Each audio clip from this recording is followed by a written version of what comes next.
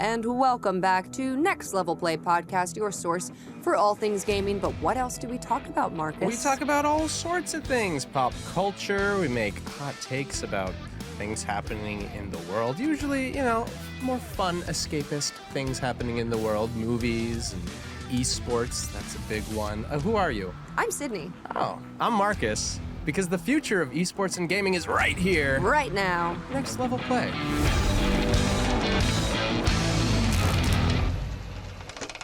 Bing bong.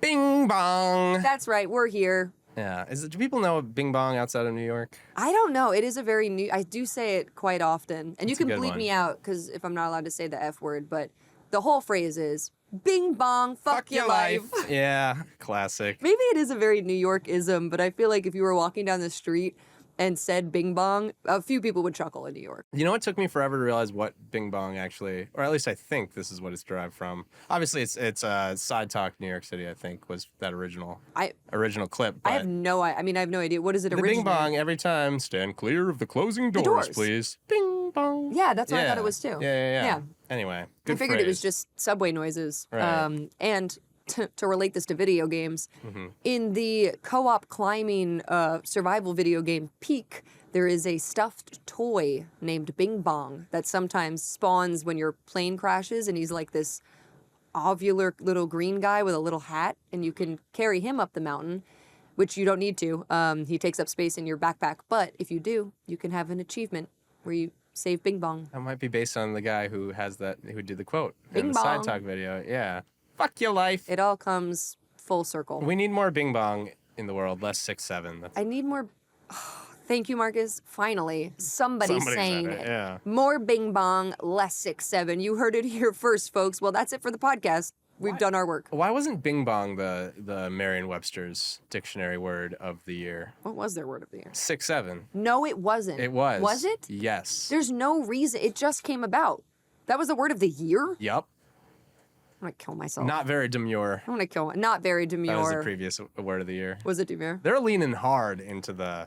Very... What is it? Very mindful. Very mindful, very demure. Demure I liked. I think that was a great word of the year. Yeah, I mean, honestly, we're really digging into pop culture on this episode. I feel like we never talk about this stuff. That's what people enough. want to hear. Yeah. Skibbity. So, aside from Bing Bong and Skibbity, Ohio, Riz, what are you up to? I'm living that dream, that New York dream of Where it's cold. Red Bull and dodging people on the sidewalk. Damn. Being thankful for the hustle and the bustle. Avoiding eye contact. Yeah. Oh, great. That's the New York City dream. Changing subway cars because you don't know what kind of talking to themselves crazy this person might be. But that's the New York City dream, baby. honestly, I love it. I'm living for it. So yeah, I mean, playing video games where I can fit it in. Yeah. I'm happy. I'm very happy. I'm in a great relationship. You're married. How's that been going? Oh, it's so chill. It's good. It's nice. It's cuffing season, so I feel like everybody who's single right now, it's getting cold. The bed's cold. Little footsies are cold at the bottom of the bed. It's nice to have a partner. That's true. It's nice to have a partner to warm up the bed with you. You're making the single people feel great about themselves Oh right now. my God. Go out and kiss somebody. Who cares? Don't. Kids, get on your roof. Kids, you could literally turn into a car. Get on the highway. Kids, kiss anyone you want. You'll find someone, I promise. You'll find somebody. Yeah. Good luck. If I could find a girlfriend, you can too. You could find a girlfriend too. Yeah. No, I'm happy that I'm happy too. I've been playing a lot of Arc Raiders. I'll never stop talking about it. I'm never gonna stop. This is like me. Arc Raiders is my new Baldur's Gate. I talked about Baldur's Gate for like how many episodes? We had a good streak going there. I just could not stop talking about it. Yeah, 20 plus episodes. Now I can't stop talking about Arc Raiders. It's all good. I talk about obscure games from the 80s and 90s that nobody cares about every episode, so. Anyway, Arc Raiders lately been having a lot of trouble. Been really, really hard out there for me in trios and in duos. It's not a safe world. And everybody lately has been kill on sight, which is different from how it started out. It was a little more peaceful. We all worked together to take down the Bastion, now the Matriarch. I still haven't done that. I still got to do that. But yeah, it's been really rough and been dying a lot. been dying a lot and losing my stuff a lot. So what I've been doing is doing a free loadout, which is you can always do this in the game, and you just do it for free, but you don't have a safe pocket. Okay. So you can't, if you die, nothing comes back with you. Okay. So it's a risk when you do a free loadout. Been doing a free loadout and going to the most dangerous map available, which is Stella Montis, and it is just horrible there. Everybody is terrible, and they're fiending for blood. So I've been just doing free loadouts and going there and just shooting. You're saying a lot of words that are over my head as someone who has not dove into the world of Arc Raiders. They get it. Because I'm too busy playing Fester's Quest from 1988. You get it. So yeah, that's awesome though. Yeah, it's fun. I'm glad you found your like thing that is. We all need escapism and something needs to tide me over while we wait. You know what I'm talking about? I don't. I'm all ears. Grand Theft Auto? Yes. Ah, yes. The wait continues. The wait is not over. The wait GTA 6. continues. We already touched on this, but. Well, let's do. I want to theorize with you, Sydney. Okay. What do you think the wait might be? Because we touched on over a year. It was like a year and a half ago when maybe just a year ago, when we talked about. No, it was like 6 months ago when we talked about whether they had so much time to prepare. Yeah. And so we thought that they finally put a date, or at least a season, where it was like, this is Rockstar we're talking about. They're awesome. And able to this is going to be the biggest media release ever. So they know what they're doing. They're going to set a date. And after all this wait, we're finally going to, get there. And that is not the case. And they extended an extra 6 months. Why? What do you think is the reason for the delay exactly? I think, and here's what I think. I think that somebody on one of the dev teams created a secret level. I think they backdoored into the game and created secret stuff in the game to try to tear Rockstar down from the inside. Oh. And it was discovered, and now they are trying to fix what this dev did. Because I think they put in a secret fairy princess level. Mm-hmm. And here's how it goes. They made a secret backdoor. If you're able to find this and you can no-clip through the wall into one of the buildings in Miami, you've reached a fairy princess level. This is where he turned into a fairy princess. The game changes entirely. That's right. It's not Grand Theft Auto 6 anymore. It's Fairy Princess, a new game. It's where you play as a fairy princess, and you have to collect all the toads. Once you collect enough toads, they will form a prince. And if you kiss the prince, you reach level 100. This has delayed the game indefinitely. Fairy Princess level is destroying GTA 6. The dev has done a number on this one, truly mucked it up. It's a mess in there. Other devs look at it and don't even know how he did it. Anyway. I'm intrigued. Confused, but intrigued. It's the Fairy Princess level. What do you think? I think it could be a number of things. I have a number of theories. Did you also think Fairy Princess That level? was right up there with my list, but I don't want to. You covered that one pretty well, so I don't want to steal your thunder on that one. So I think that could be. I mean, it's possible that there's some kind of espionage going on. Anything's that they've possible. Lost a bunch of data from some kind of hack or something. The cynic in me is saying that they knew all along that they were going to delay it, and they just have, a crack team of psychologists that knew the perfect amount of delay to really get maximized sales and put it out at, you have to delay 3 times on this date and this date to just get the perfect amount of frustration and hype to then have it be even more profitable. A witch. They have a witch. There's an extra $2,000 to be made if we wait an extra 6 months, so let's do it. That's kind of the cynic in me. But I think most realistically at this point it's probably playtesters and market groups. What do they call that? Test group, focus groups. There we go. That are probably in their ear and they're like, ooh, this is a problem, and we see people being really, really annoyed at this and angry and yada yada yada. This is actually exactly what I think too. In all seriousness, I think it is test players and market studies where they're just like, yikes, this isn't hitting. Right, which means to me that kind of feels like the Rockstar of today.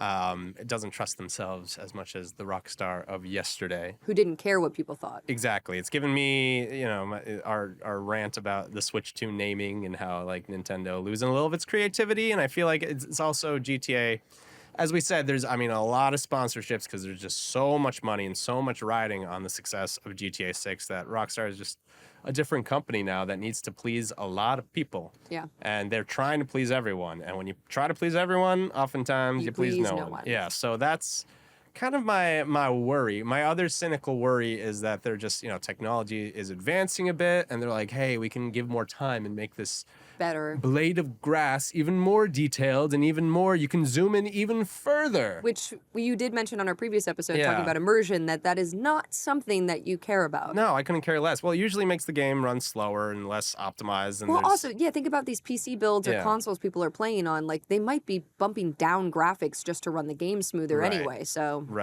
most recently, the one that I think of was Cyberpunk 2077, where it did come out, they pushed it to come out on time, and it was not ready. I mean, that game was bugged to hell. Yeah. And they did so many patches of it. And people were upset. Like, there was a lot of flack, I remember at that time. Some people wanted refunds. But then, like you said, people still bought it. And then it got patched slowly over time, and then people still bought the DLC. Like, nobody swore off of it and was just like, that's it. I'm never going to buy, this game ever again. So what is the point then of pushing if they know they would be able to patch it? I think that release, there's 3 games I think of where the release was frankly a little bit botched, and they all recovered, and they all have huge fan bases since. I'm thinking No Man's Sky. Yeah. Oh, the Empty Worlds. Exactly. Yeah. Like you said, Cyberpunk. Yeah. And Fallout 76, which had just really sloppy releases. Yes. And to me, as someone who doesn't really play those games, and everyone I talk to who plays those games currently love them. I played all of them, yeah. Yeah, and they're amazing experiences. But as a little more of a layman, aka old man who's still stuck playing his NES, to me, when I think of those games, the first thing I think of is the bad reputation from their launch, honestly. And I think they're trying to avoid that. I think if those botches didn't happen, especially Cyberpunk, I feel. I don't know, that one almost feels like it was bigger than the others. I feel like GTA 6 would be out when it was you think if those didn't happen? Yeah, I think it created a culture of, there was so much attention and flack that was received for those big titles that Rockstar doesn't want to risk it, despite having a great overall launch with GTA 5, although their online wasn't ready right away out of the box, and that was a problem. It wasn't nearly as big of a problem, but I think in these trying times, in this day and age, public perception is huge. It's almost everything for video games. Like, you for whatever reason, you watch your favorite streamer, or maybe, you're still reading IGN and, The Informed Gamer and stuff, and you're paying attention to, sort of reviews that way. But I think the biggest intake of information is social medias, is YouTube and Twitter, X, Instagram, TikTok. And if people are posting poorly about a game, or it's being received poorly in the public's eye, that is a killer for games. People who don't know video games, potentially, that are heads of boards and boards themselves, that are kind of in their ears and putting on extra pressure for them to not fuck this up, because they can't, know, and I don't think they will. I think it's gonna, it's monetarily, it's not gonna fail. I think that's impossible. However, with the budget going into it, it's expecting the success of GTA 5's, ongoing online sales, which is even more. And I'm sure there's been a lot of money from a lot of different people invested into GTA 6, and therefore, when you invest money, it's like a lobbyist problem where that's a lot of people and a lot of promises you have to, kind of keep up. And the real cynic in me, if Rockstar pulls that and is just like, well, GTA 6 will come out when it's ready, and then just indefinitely postpones it again and again, and we're sitting here. Bit. It's a funny bit. I would think I would find the humor in that. I don't think that's gonna happen. But, Speaking of popcorn memes, watching movies and stuff, did you hear about this? Do you hear about, well, first of all, if you're unfamiliar, Netflix is acquiring Warner Brothers, which is kind of a big deal. Netflix already has their independent studio where they make their films, and then, they acquire other titles. I have a Netflix account. I appreciate Netflix for a lot of their foreign stuff, actually. They get a lot of really good foreign TV shows and foreign movies, especially like K-dramas and J-dramas. I mean, Netflix is the ones who had K-pop Demon Hunters, which was just, a Korean animated film, and it just completely took the world by storm. So they do select things well at times. Yeah. I don't necessarily love what Netflix pumps out from their own studio. I tend to find that Netflix-produced films look a certain way that's making me feel negatively about the film industry. And it makes me a little curious. They're wanting to acquire Warner Brothers, which would mean that they not only get the backlog of Warner Brothers titles, which is a lot, but they also would then get, I assume, possibly their cable channel. Like, I'm not really sure what they would do with that. I mean, would they get HBO Max and everything too? Like, well, Netflix would in turn sort of acquire those. And I mean, this just happened with Paramount, with Viacom. So there's so many conglomerate companies that now own so many networks. So like Paramount has Nickelodeon, for example. Yeah. Viacom has MTV, BET, Comedy Central. Now that Viacom Paramount are together and just had that huge Star merger and stuff, it's really complicated. Like, everything is so muddy right now because everything seems to be merging together into these big monopoly companies. And it's always been kind of a monopoly with your Paramounts and your... It has been, and I remember... I just thought Paramount and Viacom were already... They are already they have combined. Been for a they while. have been. Yeah. But they used to be separate. Right. And the channels used to be separate, but now it's like, the overall CEOs look over not only Nickelodeon, but also now Paramount Studios, and they're making Yellowstone. Shows like that, dramas and stuff, like very varied medias. Yeah. Now, if Netflix were to get the Warner Bros. Deal, great. All those movies go to streaming, which is cool. That's cool. Whatever. Streaming is the way that the world works right now. There's nothing we can do to fight that. The fact that they would also potentially gain the HBO and HBO Max stuff is like really bizarro, because to me, the things that HBO produces and the projects that people would go to HBO for or write for in the hopes that HBO would pick it up are not what Netflix does. In my opinion. I mean, Game of Thrones on Netflix doesn't make any sense to me. The Sopranos on Netflix doesn't make any sense to me. Do you feel the same? Like, I feel like they produce very different, completely different content. I do. I feel like it's almost like, because Disney has kind of been the biggest as far as those media companies. And when they entered the streaming wars, that's when everything got like, oh shit. Because Disney's like, we'll spend billions and billions and lose billions and billions, and we'll eke you out of the market. Oh, cute. Oh, cute, NBC. You got your little Peacock channel. Like, that's adorable. Oh, CBS trying to do their Paramount Plus streaming. Oh, we're going to enter and they entered first, and do Disney Plus. They already have Hulu. So I feel like it's almost one of those things where the other companies are somewhat forced to combine forces to be...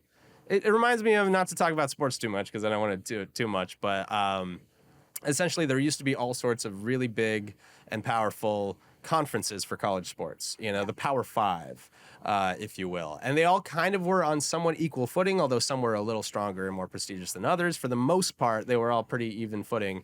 And not long ago, within the last 5-ish years, they completely absorbed the Pac-12 on the Pacific Coast. And now it's really the Big Ten and the SEC, kind of as the two main forces. Because, the SEC then took a bunch of the Big 12, and and most of the ACC. So it's like, it's gone from variety to really competition. And I think to compete with Disney and the Hulus and the ESPNs of it all, that is maybe part of what we're seeing here. I don't know. I'm talking a little out of my expertise, but here, and I think you're sort of getting to what I feel, because what I was going to say too is like Netflix acquiring Warner Bros., which could then also be HBO, which seems crazy. Sure, yeah, that's weird. That's crazy. But now, the newest information, after Netflix sent out a whole email blast to everybody in the, agency side of the world and everything that was like, hey, we're getting Warner Bros., get ready for that. Paramount steps in And Paramount put up they call it a hostile bid against Netflix to acquire Warner Brothers. And it was more. I think Netflix was like $27 per share or something, and Paramount did $30 per share, which is significant in terms of money, like so much more money. So now Paramount wants to acquire Warner Brothers and all of its cable television assets. There's a bigger thing, I think, happening, and it happened with Disney. You know, Disney owns Star Wars now, and that was a big Alien. And Alien. Like, you know, everybody was kind of like, well, here comes Disney. They're gonna Disneyfy like all this content. Boy, did they. And they did. So I kind of feel similarly, you know, if Paramount goes through with this hostile bid and they get these television channels and they get to take HBO, I don't know. Yeah, cable was kind of this problem for a while. Yeah. Cable and satellite, where it was just owned by like a few parent companies and they could put on whatever they want. If you don't like it, you can get out. And you were also going to charge you $80 a month for your, or more than that, like $150 a month for your satellite package. And Netflix was like, nah, here's a cheaper alternative. You want 3 movies? We'll mail them to you. Oh, that. And then even with their their streaming launch, it killed cable, you know, in many ways. So people who are smarter and more creative than I am, it's going to take a game changer and an industry shakeup. That's something that we totally don't imagine. I think, you know, there's I guess the shining light that is still staying kind of user based and everything is the YouTubes and the Twitches out there, which that's how I consume most of my media is user generated content. And even the TikToks and the Reels and the brain rot that you see. I mean, that is at this point the biggest competition, and the power is with the people to create something better, which is nice. But you're right, as far as like a real feature length film with the proper budget and a TV show, it's going to get harder and harder to have those independent films and where are they going to be released? And it's like you could make a whole feature film, but then you're going to put it on YouTube. It's like I think it's going to take, it's the ebb and flow of history of the industry gets more and more kind of consolidated into a single brain type of monopoly-esque system. And then someone comes and you know, they swing the shot put around and throw it at the screen. Apple, though, like there's also Apple's streaming service. Apple is another huge, you know, contender in sort of I would say the big three are like Paramount, Apple, and Disney. The biggest three. Netflix is huge, but like they can't compete with the additional assets that, you know, Paramount, Apple, and Disney have. Right, because they are in so many different markets outside of entertainment. Right. Yeah, I wonder, like, will it end up just being those three? Will everything else get bought? And those will be the three. And we'll remember, you know, oh, I remember when, you know, Shudder had its own thing. And like, remember when Tubi and Pluto TV, and, you know, like. Tubi's on the rise. I don't know how they're doing it, but I like it. You know, and I do appreciate, like, Criterion Collection. Obviously, you know, if you want movies, like, Criterion Collection is the place to go. But I think what I think of more with these deals going through and, like, Warner Bros., sure, it's their films, but for me, it's television, because cable TV is just it's not as popular. And then something else, too, with Warner Brothers, with their movies, currently, you can get their movies. Like, you can buy those movies. If Netflix obtains all of those IPs, they only release digital media. They do not release physical media. And this has been a thing before with them taking things off their platform, or things are only available in certain countries. And it's like, if they get all those backlog, they're not going to put it all on their platform. One, that's so much shit that they actually have to make space for. And two, they know that. Like, they're very aware that they have full control over what we see. So, like, it's not like we're suddenly going to get... People might be really excited by this. Like, oh, we get all the Warner Bros. Stuff. You're not going to get all the Warner Bros. Stuff. Like, be honest. You're not going to get all the Warner Brothers stuff. They're going to pick and choose. Maybe they'll rotate stuff out in 5 years. To me, that just feels bad. That feels insidious. And we've talked about this with gaming, with video games, where everything's in the cloud now. And if Game Pass were to disappear, or like the PlayStation Store, if you don't have access to internet, like, you can't play a video game. For sure. I mean, I think some of that, though, on Netflix, I don't know.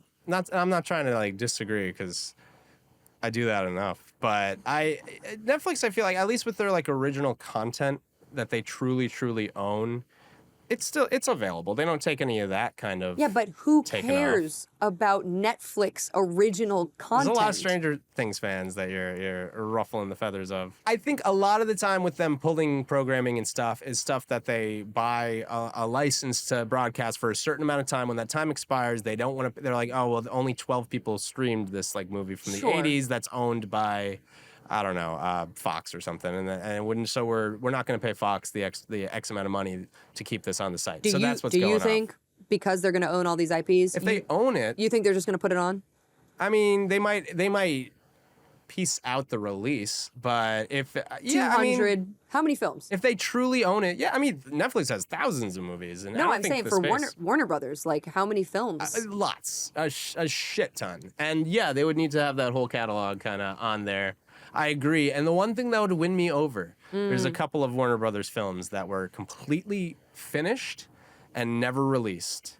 Maybe never will. You think are going to be released? I'm saying it's the one thing that'll win me over. One of them is the Batgirl movie. Yeah. From like 20 years ago. Yep. And the other, I think it's like Acme versus the Roadrunner, versus Wile E. Coyote or something. It's basically a Looney Tunes courtroom live drama. Action. Yes. And I think like John Cena was in it, yeah, and a bunch of other people. They shelved that. The whole movie was done, and then they shelved it, which is like, and as a dork about movies that is just curious, morbidly curious, if they're like, hey, we're acquiring this, but we're releasing Batgirl, and I'd be like, you know what? I'm intrigued. Wouldn't be a bad move trying to win people over by being like, if you're listening, that's weight up my heart. But you know what? This is it for me. This is the court of public opinion. I'm curious what is going to happen money-wise now that Paramount has put in this hostile bid. You know, is Netflix going to bid again? I don't even know actually how it works. Like maybe once you put in your price, like you're locked out. I have no idea. It seems pretty wild. Everything that I've read about it, everyone's kind of like, we don't really know what's going on. You know, this is shocking to us as well. Yeah. So I don't think Netflix saw that coming, regardless. I love how the term is hostile takeover. It really sounds so dramatic. Hostile bid really sounds intense, and it sounds like you're not supposed to do that. It's a gun to the head. You're going to sign on the dotted line. It's like in Magic the Gathering, if you like destroy people's land, you know, like your mana, like that's a hostile bid. Like you're asking for it if you start destroying my land. Hostile takeover just sounds like... They don't call it a hostile takeover, Marcus. It's a hostile bid. Right, but like a hostile takeover is a term that, you know, I hear You're a like, lot. Hey, give us Warner Brothers. I mean, what else does it mean? No, I know. It's basically a do it or else type of thing. Or else what? I'm very curious how this will pan out in the coming... Well, who also knows how long this is going to take now that they have a bid again? Because Netflix already sent out this email blast, and I'm like, that's embarrassing. Some intern's getting fired. Like, they didn't get Warner Brothers yet. But this could take a while. This might not even come to fruition in the next year. This could be a long, drawn-out battle for these IPs. But man, who do you think's going to win? You want to make a hot bet? Oh, God. I mean... I say underdog. I say Netflix. Netflix is the underdog? No, you know what? I say underdog. Tubi. Oh, hell yeah. Tubi gets Warner Brothers. Tubi's just been like... waiting in the shadows. Tubi is run by like the mysterious guy that owns Bitcoin that like nobody really knows anything about. It's the guy. It's the GameStop guy. I mean, hey, shit. Tubi hears like hostile bid and just like cocks a shotgun and is like, I've been waiting for this moment. That would be pretty fucking cool. I'd be pretty happy about that. Do you care if Paramount versus Netflix gets it? Not as much as most. Okay. You know, as far as my hot takes are concerned. Do you pay for Paramount? No. So you would rather Netflix? I mean, I do whatever's best for movies as a whole, and I feel like either one is not best for movies as a whole. I mean, between Paramount and Netflix, I prefer Netflix overall, I would say, because again, it's well, I worked for Netflix for a bit, so I am a little bit biased, and you know, it was a good company to work for. I was very thankful for that, and honestly, the reason I say I don't care as much as most is I I know what I'm ignorant on, and these kind of backdoor deals and well, not backdoor, it's very transparent, but Very outward. yeah, I mean, monopoly laws and the lobbyists and Antitrust law. There's things that I don't understand about it. yeah, I'm overwhelmed by it in general. Disney's still kind of my boogeyman because of what they did to my Alien franchise, which honestly hasn't been that terrible. It's what I fear is gonna happen. But that's where the sour taste is in my mouth. I would just, as long as we don't go back to the cable days, would be interesting. yeah, I'm happy with that. If this saves the streaming bubble from bursting, that's kind of my other thing, because I feel like that bubble is gonna burst at some point. I've been saying that for years. I think it already did. You could argue that for sure, but we'll have to keep our eye out. I mean, we'll keep following this as closely as we can, and we'll let you guys know as we find out more information. It's like a kaiju movie where, like, I feel like it's a Godzilla versus King Kong situation. They're both big boys. They're both big boys that could squash me like a bug. Big boys. It's not that I'm sucking up to them so that they don't squash me like a bug, but it's something where I feel like they're duking it out, and as long as there's not one giant, Godzilla just destroying Tokyo, wanting destruction, I fucking don't know. Honestly, that's the thing. I don't know. Unsure. I am very unsure. I don't know how I feel about this because I don't know enough about it. Yeah. Well, we'll do more research. We'll let you guys know. But we simply have to move along. Stick around. We've got Greg back. Can't wait to talk to him. From LAN Party. From LAN Party Studios. Yeah, we're going to be talking more about, video games, anime, live events. So stay tuned.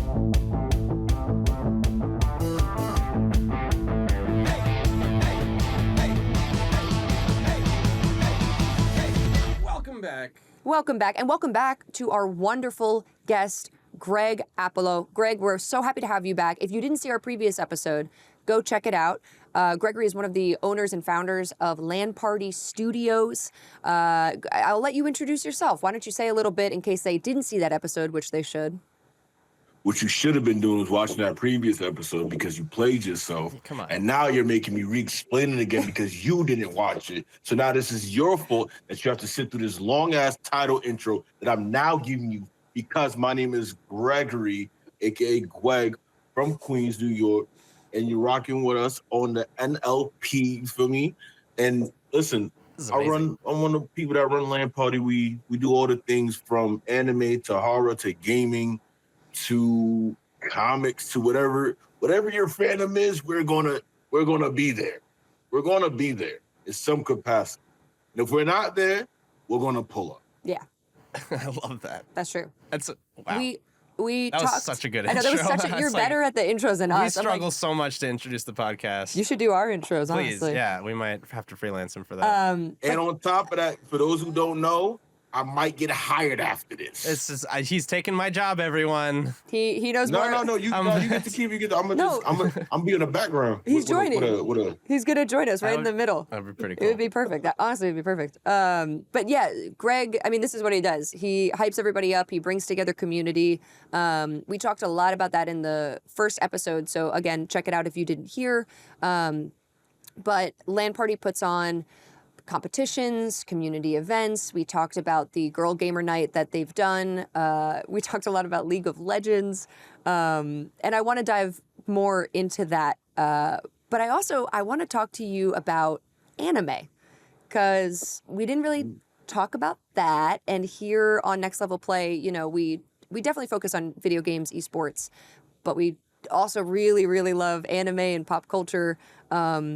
And you mentioned Anime NYC. You guys have thrown some after parties and stuff and events alongside Anime NYC. I got to know, top anime or top three? I know this is a hard question to just throw at you. Ooh, okay, top three. And it doesn't have to be in order. Right, maybe just like three in the top. On the spot. Three in the top, right? This one will always have a place in my heart. Hitman Reborn. Whoa. Okay. Hitman Reborn, right? Love it.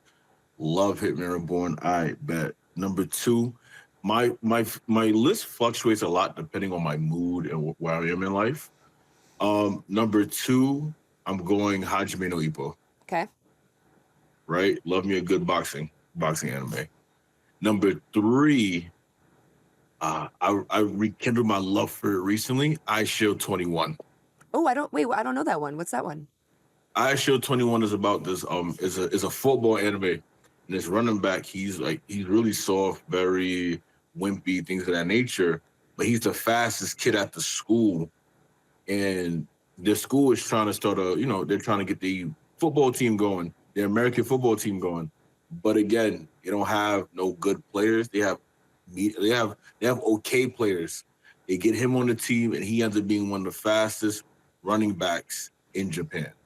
Whoa. So I love me a good adversity anime. you like a sports anime. Low key, yeah. You like a sport. This is like such a specific type of anime. You know, you either love them or you hate them, but this is rare that we have somebody who lists two sports animes in their top. Usually, it's like your Attack on Titans and like your Naruto's and stuff, which, no hate, no shade. Yeah. But that's very interesting. So you like a overcoming. Does it always have to be the trope of like the young kid who discovers themselves, or? I think just for reference, right? For me in particular, I watched these when I was like 13, 14, Yeah, right? yeah.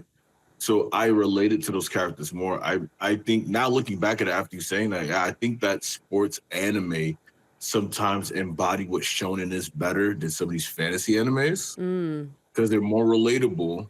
And on top of them being relatable, it's built around like you not being good at something. Like you not being good at a jutsu, I don't give a damn. Right? Like I can't relate to that. What I'm gonna throw up some fingers and I can't do it to begin with. So why should I care? But running, I could run. Yeah. I could throw a punch. I could hit a ball, right? And in return, it becomes a thing of like, if I practice at this more, I could be good as well. Yeah. So that's what it was for me. I can't throw a ball or run or any of those things, but I still enjoy, I love good. We were talking last episode about how sports are, I call them my stories because they're, there is a lot of drama and you get really invested in it. And I just think it's so cool that, I don't know, just shout out to anime for having an American football based anime. I mean, it's just like a different culture in the world meets an American sport meets, I guess, anime is not niche anymore. It's very much a global, incredibly popular thing, but it's so popular. It just shows that anime can literally take kind of any topic and create a compelling narrative around it through this medium. I'm so happy you said those two as well, because I feel like when people think about anime, they always think it's fantasy. They think it's some unreachable sort of like unrelatable story, but I think people would be shocked how many animes are, just like high school kids struggling with making friends. Like there's no fantasy to it whatsoever. It's just a real story. And I think people forget sometimes, like a lot of us started watching anime in prepubescent and high school. Yeah. So it was a lot more relatable then. So that love carries on into your adulthood because then you're able to look back at newer stories that came out and like, damn, I remember when I went through something similar in high school. I remember how this makes me feel, things of that nature. Totally. I mean, some of my favorite animes are not the high. I love the high fantasy ones, but like Kimi no Nawa and like Your Lie in April, some of the saddest fucking animes, and they're just like rip your Clan Ed, Angel Beats. Just like the versatility of anime and what sort of like what it brings out in people. I think watch anime. You would be shocked. There is an anime out there for you. For everyone. Like, for everyone. Even my mom, who doesn't know what an anime is. She would like something. Which one? A cooking anime. Okay. She would like a cooking anime. You're just assuming that my mom loves to cook because she's an Italian-American woman? She's an amazing cook. That is accurate, actually. So yeah. I have a question, right? I give your mom a recommendation right now, right? Does your mom what kind of TV shows does she watch in her day? She loves horror. She got me into horror. I forgot. Because she had no one to watch horror with. So that's why when I was 5, 6, 7 years old, I was watching 70s and 80s horror. Oh no. Yeah, no, it was great. I mean, I'm very thankful for it. It's why I'm a horror junkie She still now. likes horror? Oh, she's obsessed with it. Yes, and she'll watch like she'll watch the bad horror and get super immersed. She just fell in love with Alien Earth. Oh. Yeah, I got Hulu for next month. That show was good. Yeah. Did you I'm a huge watch Alien it? fan, so. Oh yeah, I do my best to stay on top of things like that. Alien Earth was good, surprisingly good actually. Alien Earth was surprisingly good. It won me over. So I'm a cynical piece of shit, to put it mildly, but he I got really annoyed, I'd say, and turned off.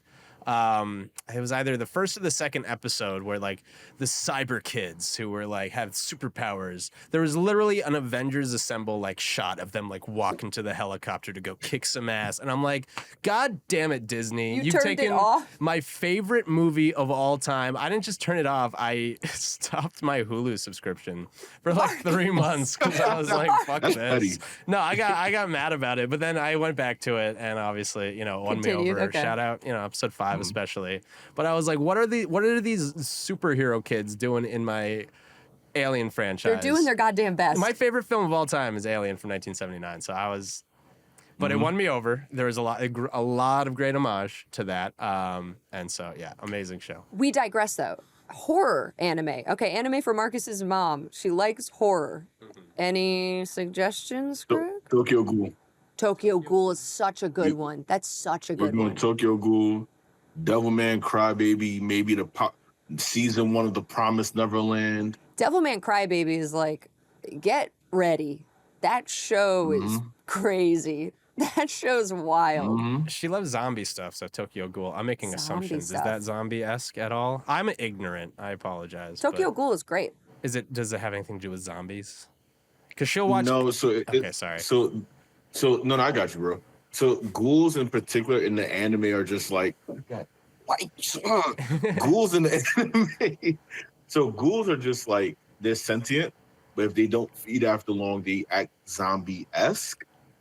Like the mindset, but no, I think the closest thing to a zombie, there's only like 2 zombie animes to my recollection. That's like High School of the Dead and Zombie 100. And High School of the Dead was over sexualized. I'm not about to have your mom watching like, boob jiggles in her face and stuff like that. I appreciate that. I don't know if your mom is into that, but I assume She watches a lot of schlock horror, That's so true. I mean, 70s horror was prime, like boobs in your face. So I don't know. Maybe it's true. maybe she would enjoy it. Yeah. Man, I do love horror anime though. I'm so happy that you said Devilman Crybaby. I think that was the first one I saw when I was younger, where I was like, what the fuck? Like I had never seen anime like that, coming off of like Shogun stuff, and I was just like, I had to pause it, and I was like, I don't know if I'm allowed to. I don't know if I'm allowed to watch this. I feel like a lot of You got yourself in trouble. I did. I just turned it off, and I was like, if my mom comes in and sees me watching this, because it's crazy. It's meant for adults. It's like That's with a lot of anime, and I feel like that was a scene that played out in a lot of living rooms of parents are like, oh, they're watching a cartoon. Right. Yeah, no, that's fine. And then they come back later and they're like,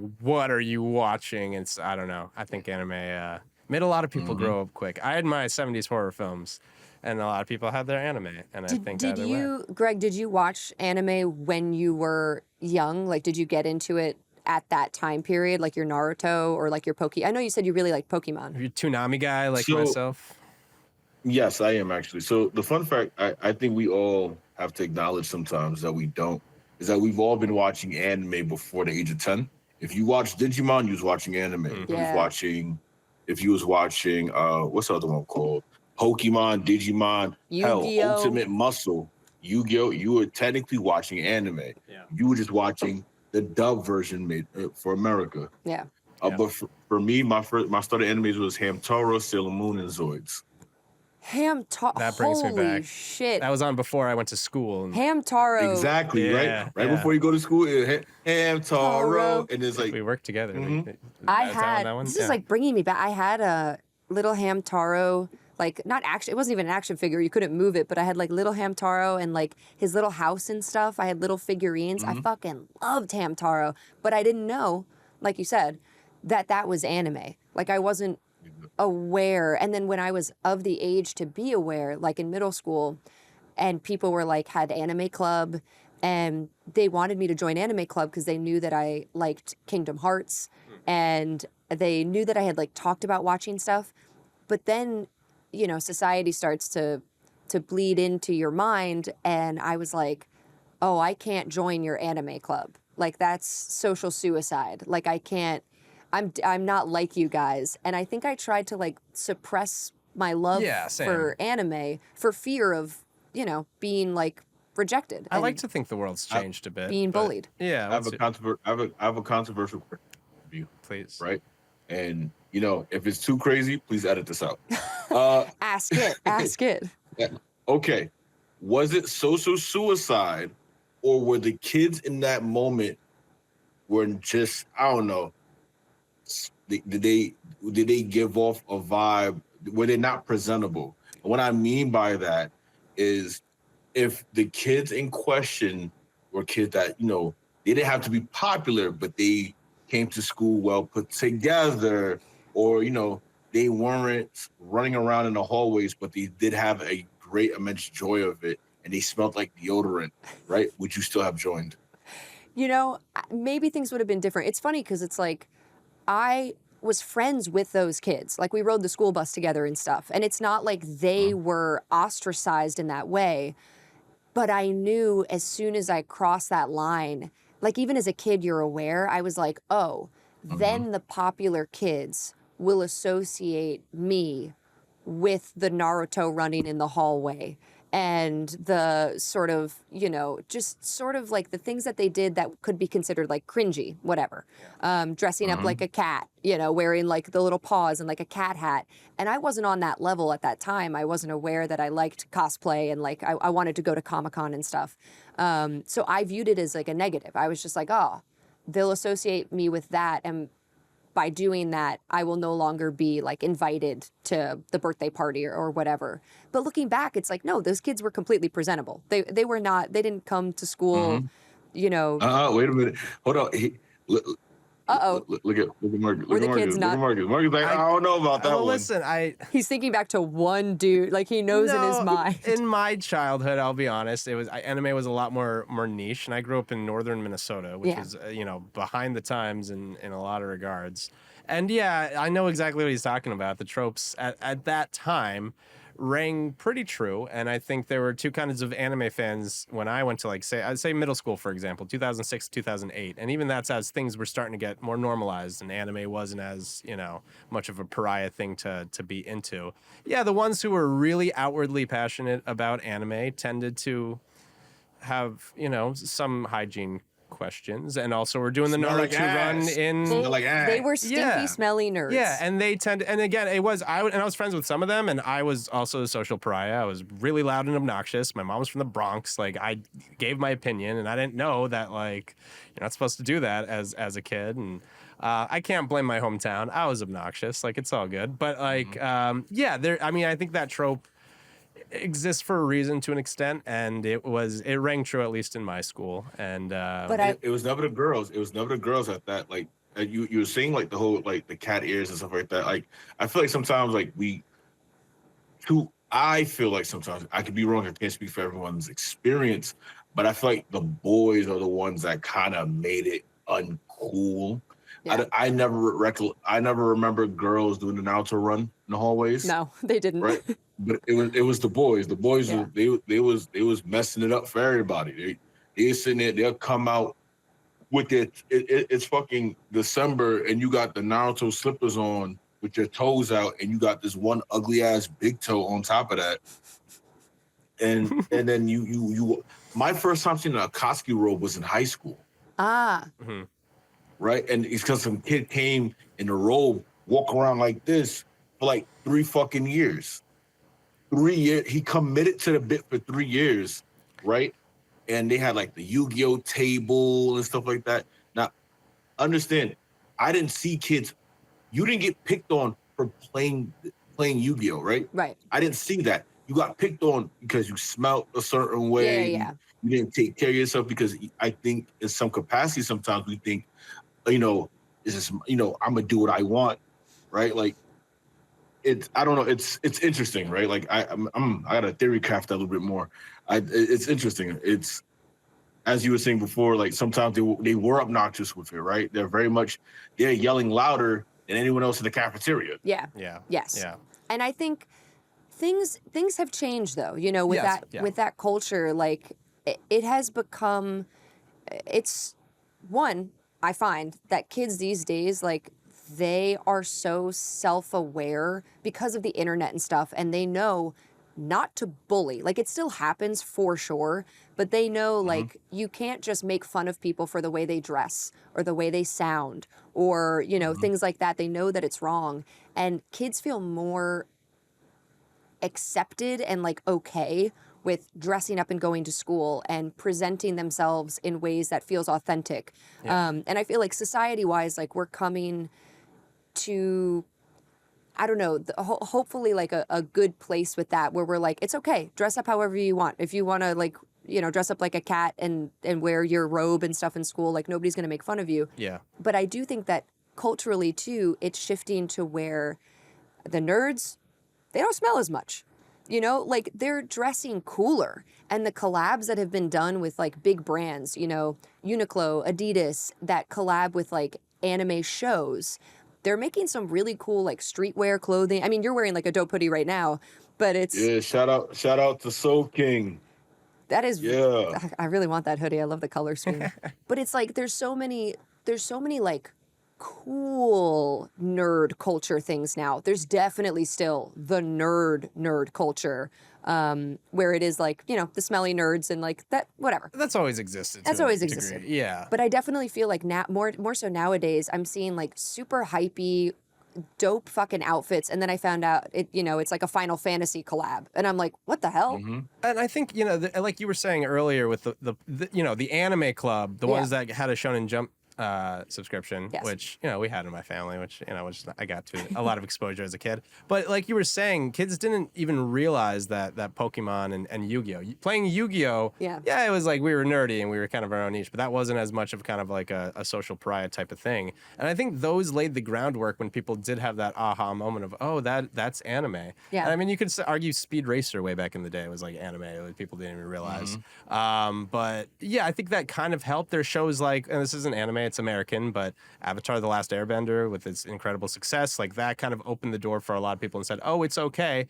And I think, you know, the general hip hop culture has really, really helped anime in a lot of ways to show like, hey, this is pretty cool. Yeah. Like, it can be cool. Like, you know, and yeah, I feel like it's just the world has kind of realized, hey, this is a mainstream thing. This is here to stay, and it's okay to embrace. As you said, the culture is not as toxic as the 90s, you know, and it's like certain words we don't say anymore that, you know, were flying left and right 30 years ago and, you know, 20 years ago as well. And yeah, I think we've gotten a little better as a society. Jesus Christ. And I think it's a combination of all those things. I'm sure there's still, kids are cruel, and I'm sure there's still some ostracization of those subcultures, but I'm playing Arc Raiders online. The teens are still really mean. The teens say horrible things on the internet, so like we can't ever stop that.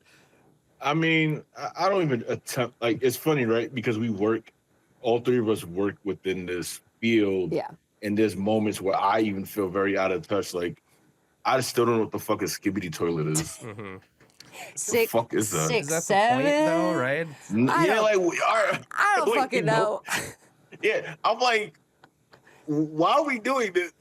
6, 7? I'm like, please. But then I think oh back my to the God. shit that we did in school. Like, do you remember the taco cat shit? And like, Oh, yeah. do you remember Early when memes. you would make those little triangle things and like flick them at people? Oh, yeah. There were so many stupid things that we did that made no sense. And then because people were like, what does that even mean? We would just say it more and like do it more because we thought it was funny. I can't judge the brain rot because I mean I grew up on Tim and Eric's Awesome Show, and you know, this peanut butter jelly time meme, and like, you know, But I am No, it's not the same, Marcus. It's not the same, right?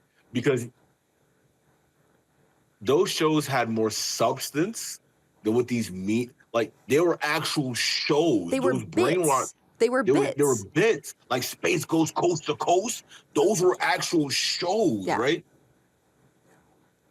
What the fuck? How is a toilet funny? I think our questioning it is It makes the it worse. point. It's Yeah. it's they're laughing. They're like, laughing "We at- don't get it. They're and that's the laughing point," at us, you know? Greg. They're laughing at us. Yeah. So I hear ya. I'm not even. Oh my god. But this is a good question too, because like, you know, you creating LAN Party Studios and stuff, and like, what is the demographic, do you find, of people that are like seeking out these events and like wanting community and wanting to play together? Like, is it the young kids? Like, do you find?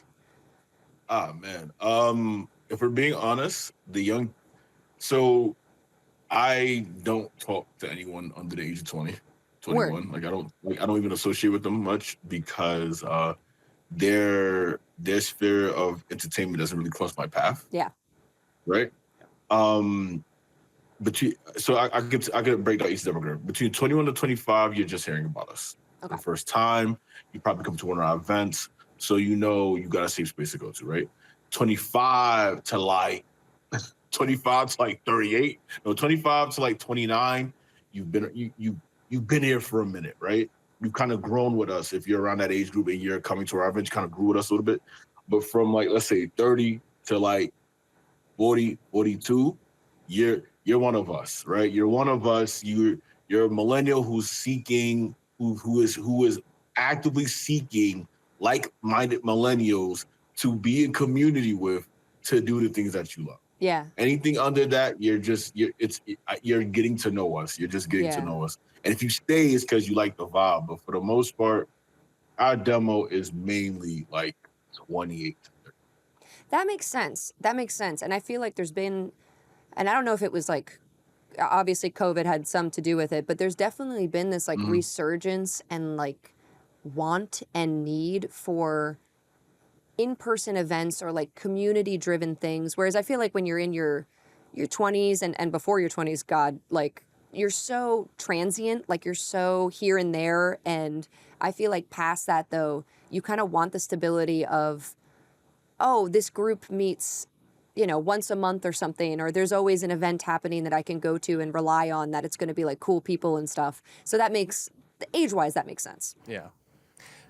Still talking about LAN Party, I'm curious. I want to hear like a high and a low. Let's start, I guess, negative. Yeah. What would you say is the biggest challenge or kind of the roughest hurdle that you've overcome or had to face? Maybe you didn't overcome it, but what would you say your biggest kind of frustration has been, not to make it too loaded, with your experience creating and running a LAN Party? Okay, so for me, essentially, event-wise, the biggest hurdle, is getting one of our biggest events off the ground. I would say like Anime NYC last year, 2024. That was one of the biggest hurdles because I think getting venues in New York is one of the hardest things to do. Yes. It's not for the faint of heart. And on top of it being one of the hardest things to do, you also New York is so goddamn expensive. Getting venues in New York is expensive as hell. And we were just faced with like challenges throughout. We got it off the ground, thankfully, but it was one of the toughest events I've ever had to throw. And I think production-wise was when quarantine first started, and we didn't want to skip Girls Game Night that year. So we did a full-on like 10, 12-hour stream where we took everything out my bedroom. I had my PC. Luther brought his PC. One of our friends, Calvin, who's also part of the team, at that point, he came over, and Sachi came all the way to my house as well, and we put her in the corner with a camera in her face, right?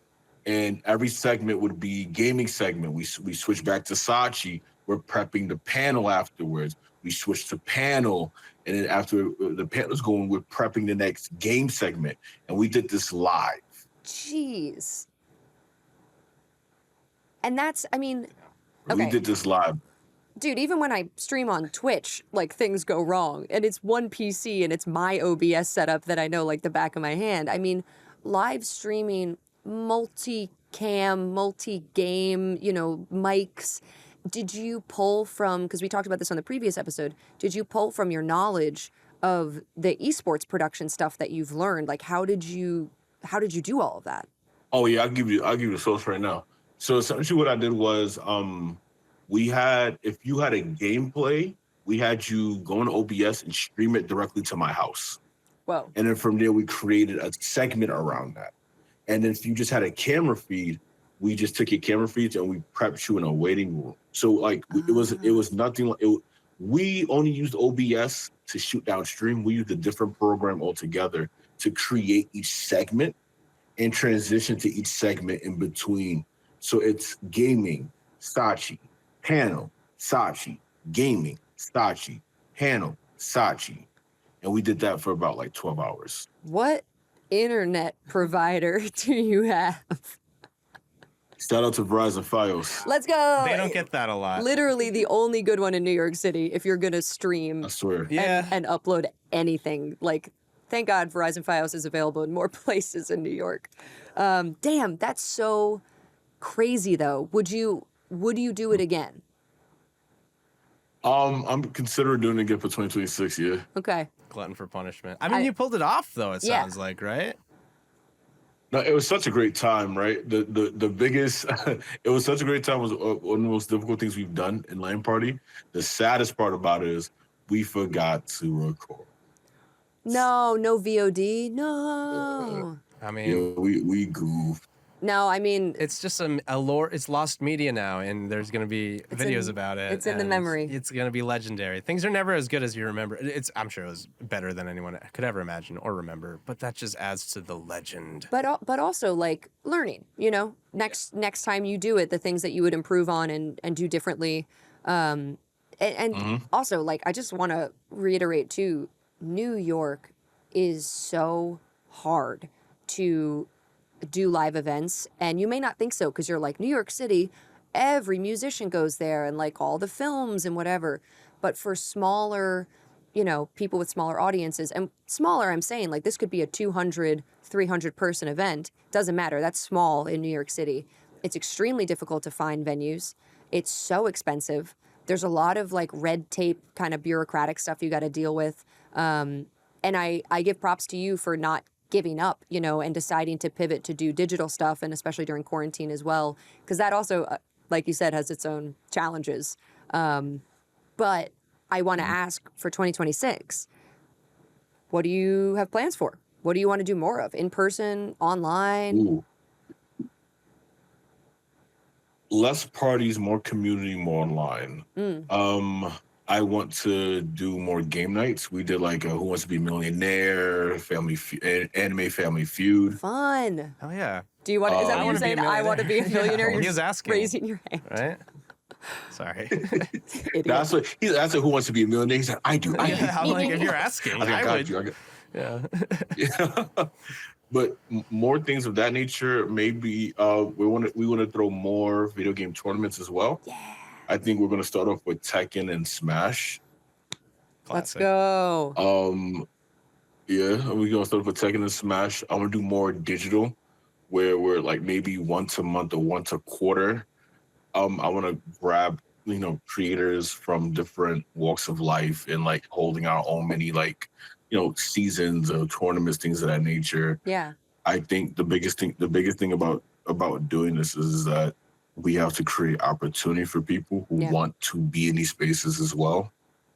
So, for example, let's say if Marcus like, I want to be a caster, right? Well, it's like, shit, I ain't got no fucking caster, so be ready on this date. Things of that nature. We have to create more opportunities for each other. I think we're just at this point now, especially as content creators, where we have to kind of make our own tables. Yeah. Instead of waiting to be invited to one. That's Yeah. Oh, so true. is that your slogan? I feel like that should be like your tagline. That's really good. I mean, I've been working on that line for quite some time. TM. Hey, he's got it trademarked. Don't take that. Don't Especially take that. with that voice, I got chills. Yeah. You got. I'm a voice host producer, which is so much easier than like. I was thinking of all the stuff you set up, and I was like, I can barely handle just setting up a live stream for voice. One camera, yeah. You got a great voice. You should be a voice actor. Maybe that's weird for me to say. I'm sorry. I do want to ask one last thing before we have to go, because we had asked Yeah, oh my gosh. the low light, I guess. Oh, but let's talk about highlights. Yeah, I want to see, like, if you have, what's your proudest kind of I made it moment, or something that you really want to, you know, kind of hang your hat on, something, brag to us. What's something you're really proud of with your LAN party? The I made it moment. I think for me, the I made it moment has not come yet, actually. It has not come yet. I've had very proud moments. One of my most recent proud moments was at DreamCon this year. We had a event called New York versus Houston DJ battle.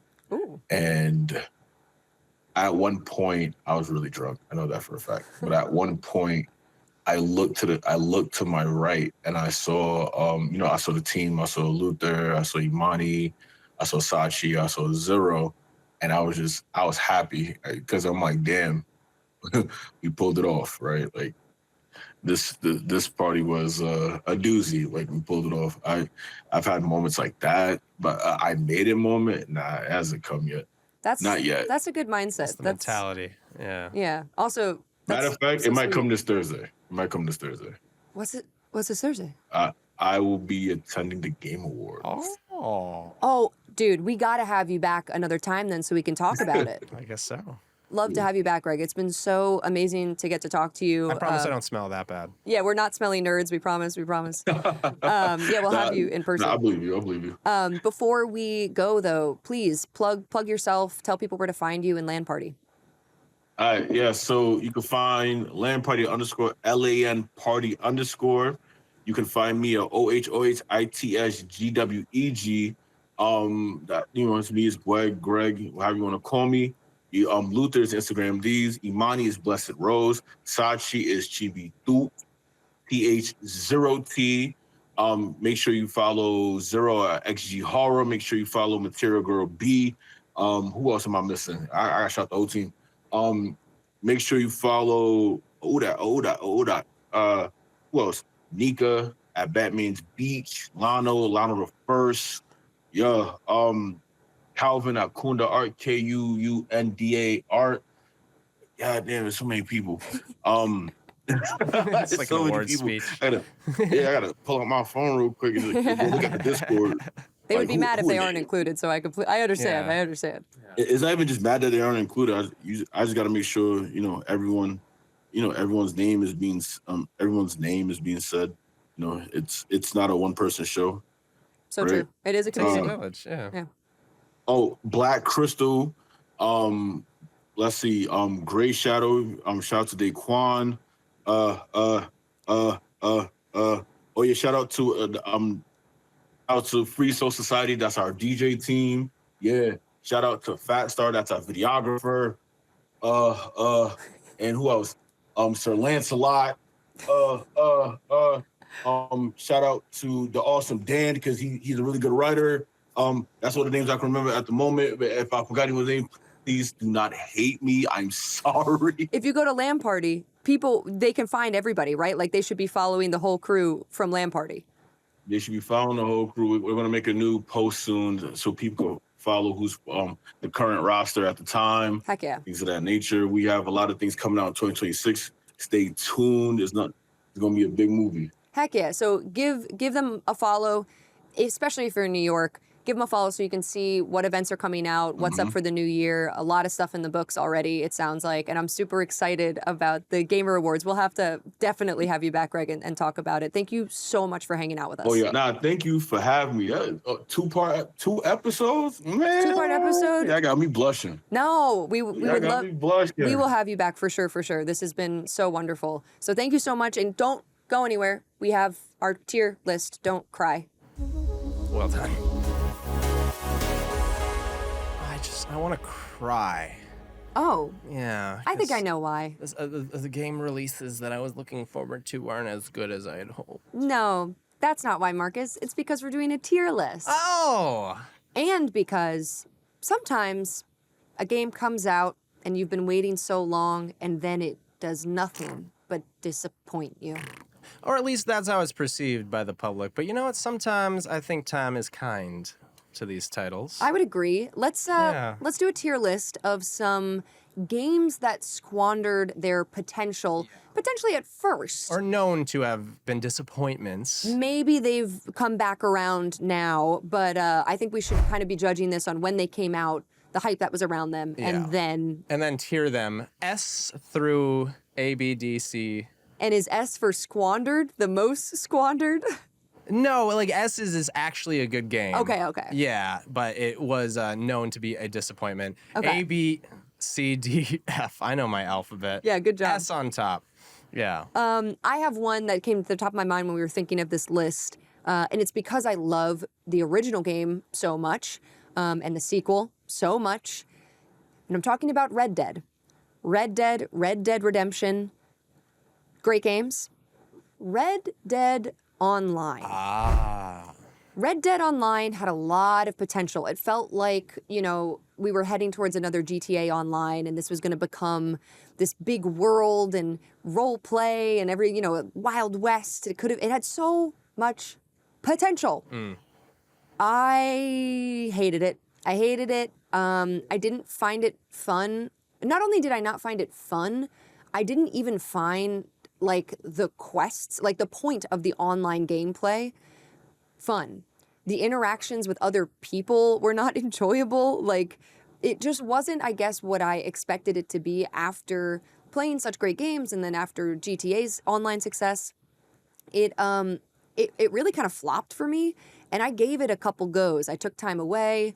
When it first dropped, I was like, okay, I was in there, didn't really like it, took time away, came back, didn't really like it, took time away, came back with friends, came back and played online with some buddies, and I was like, maybe that's what it's missing.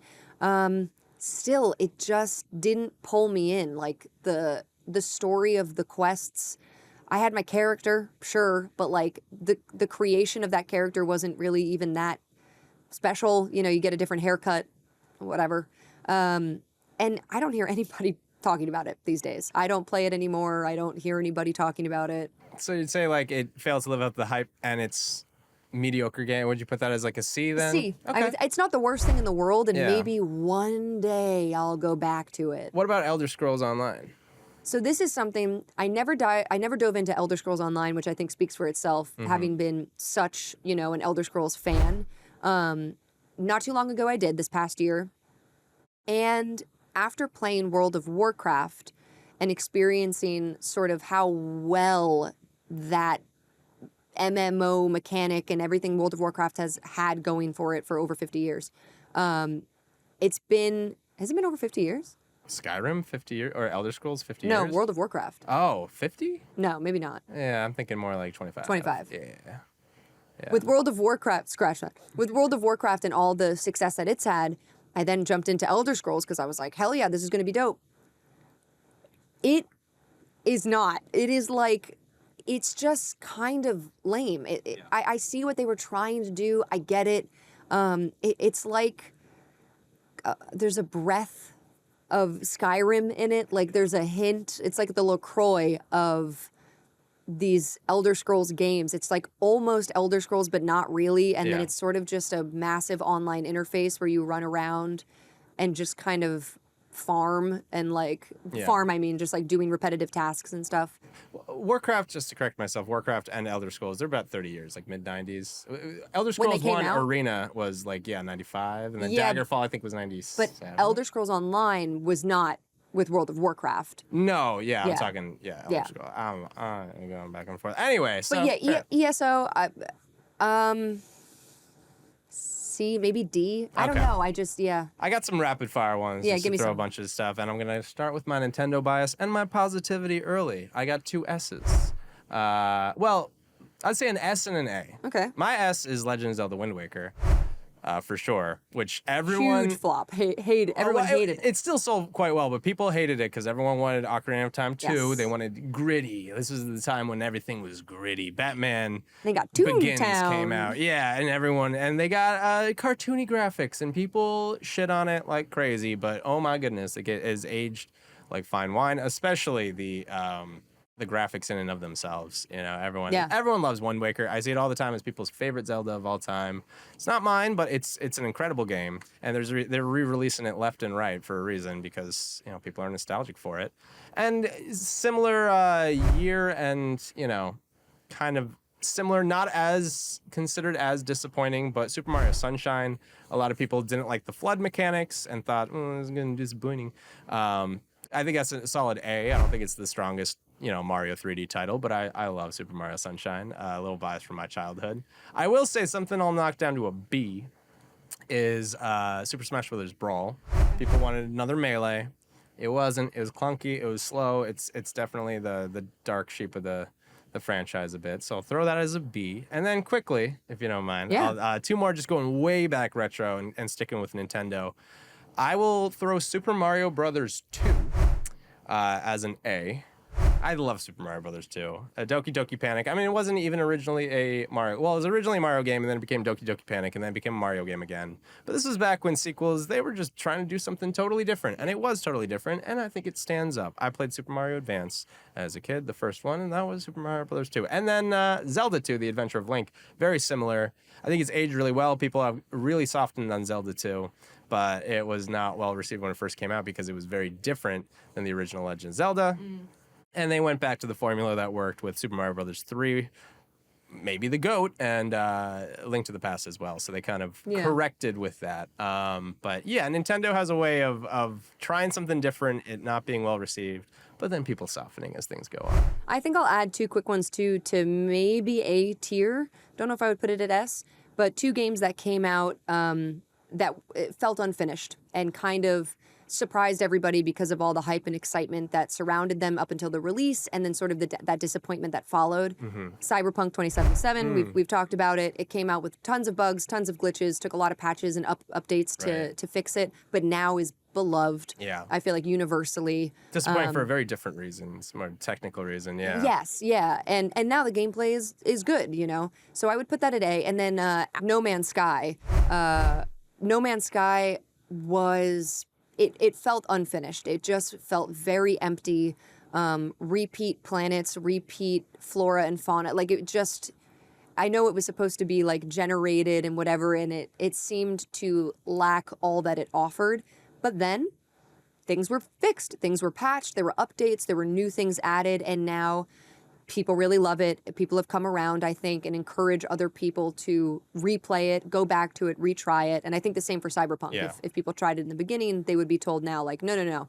It's much better now. For sure. So I'd put those at A. I got a couple of Fs for you, and they're very similar. I think a lot of people kind of put these games in the same space in their brains, and that are games that were very much hyped since the late 90s and took 15 plus years to come out.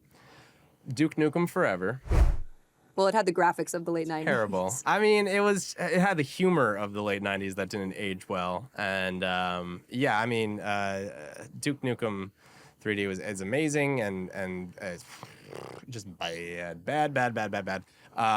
When it finally came out, it was also a buggy mess and just not fun to play. It felt dated, the gameplay. Yeah. And more of an insult to me, Aliens Colonial Marines was also hyped since the late 90s. And when it finally got released, oh my God, it's like, how do you mess up a spiritual successor to the Aliens movie where you get Corporal Hicks in there? And like, oh my God, it's just a clunky, buggy shit shooter. And obviously I'm very biased because I love the Alien franchise oh so dearly. And I'll use any excuse I can to talk about it. So those are my big fat fucking Fs. I'll add one more just to wrap up. The Sims 3. Sims 3 came out. I feel like this is almost the reverse. The Sims 3 came out and was applauded for being such a huge game. It was a open Sims world like never before, where if you zoomed out from your house, you could zoom out to the entire neighborhood and like interact. You could zoom into another house and like click on stuff over there. You were never able to do that before. You would have to like exit your house. It would go to a set up map, and then you would choose where you want to like travel to. It made the game though so slow, like barely able to play and function. If you accidentally scrolled out or scrolled in too fast, it would be like everything would freeze. And I think people have really come around on not really liking The Sims 3. It has a special place in my heart. But now that The Sims 4 has been such a success, I think from Sims 4, people would go back and replay Sims 2 before they would even think of trying to play Sims 3. They also tried new stuff with the animation and like it's a very 2000s, like it really feels 2000s. And it just, gosh, it's crazy how at the time everyone was like losing their minds, and now looking back, they're just like, that game was poorly made. It was not good. We should have worked harder on that one. But For sure. Holds a special place in my heart, so I'm gonna throw it at like a B-. I'll lump them all in as big C's. I'll continue my Nintendo bias. every Mario Party that came out after Mario Party 10, before Super Mario Party, that one was all right. Yeah, All C's. I don't know how you mess up Mario Party. The first games that were just kind of, I wouldn't say perfect, but Mario Party 2 and 3 were the heights, and it's just kind of been downhill, and then took a steep drop off after Mario Party 10, and then it's similar to that, and I'll even throw them down to a D. Every Paper Mario game that's come out, after Super Paper Mario. I was going to say even the first. I think the more recent one is a little better received. And Super Paper Mario, a lot of people didn't like. I kind of like because I'm more of a platformer guy than I am an RPG guy personally. So for me, I'd put Super Paper Mario at a B. But yeah, I mean, oh my gosh, it's the sticker stars of it all and blah, blah, blah, blah, blah. I don't know how you fuck it up so bad. Like, just make it. That's why these games are flops. Yeah. Not necessarily flops, but just had a lot of potential. Right. Really cool ideas, really cool concepts, and maybe it just wasn't the right time or the right studio or the right choice at that moment. But we got to stop there. We got to wrap it up because we have to get to Samurai, who's been waiting for us. I assume somewhere in the studio. Is he under that? Yeah. No, for the last time. Samurai is only here today to record. We can't move these recording dates. Don't they know I'm busy? Don't they know I got a lot going on? You know what? Why don't you call my people, and my people will call your people? How about that? Okay, I love you. Okay, bye. More politics that we play for you, Samurai. All for you. I think it's really sweet that your mom likes me that much, Sydney. Yeah. You know, She says hi, by the way. You know, she makes a great carbonara. How do you know that? She's had me over for dinner. When? We play games together. What? I thought you were in the know about this. Marcus, also, my mom says you owe her $5. Oh, it's because we were playing Sonic Racing and we had some money on it. That Marcus has to pay? Yeah. Well, is that He was you can bet on anything nowadays. Wow, I gave him a call. if I could tell the future, I don't think I would ever guess that this would be the outcome of my life. Welcome to Post Market News. I'm Sydney. I'm holding back on my jokes. And I'm Samurai. And welcome to the segment where Samurai, our in-house psychic, predicts things about pop culture, video games, movies, sometimes us, which really freaks me out. I don't like when you do In-house that. psycho. We keep those off just a couple letters. Yeah. What's your prediction for today, Yes, Samurai? give it to us. Nice prediction for you today. Minecraft. It was a huge phenomenon, a huge sensation, raking in billions of dollars. And what is it? Well, Jack Black goes into Minecraft. No, what's Minecraft? What's Minecraft? Blocks? Oh.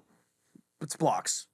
Go on. Okay, so with the success of the Minecraft movie, we are going to see an influx of new video game adaptations at the movie theater on the cinematic level. We're right? already seeing. I mean, we're we had already post Super Mario Brothers. Borderlands. Listen, Super I know. Okay. Yeah, varying degrees But of success. we're going deep. There's going to be a $2 billion Pong movie. So what? Okay, what? Please, as a lover of retro, Yeah, Marcus, please. go on. Where do we? Who's the protagonist? Pong. Okay, but like, are you left Pong paddle or right Pong paddle? is the left paddle. Who plays the ball? Who Ping plays? is the right paddle.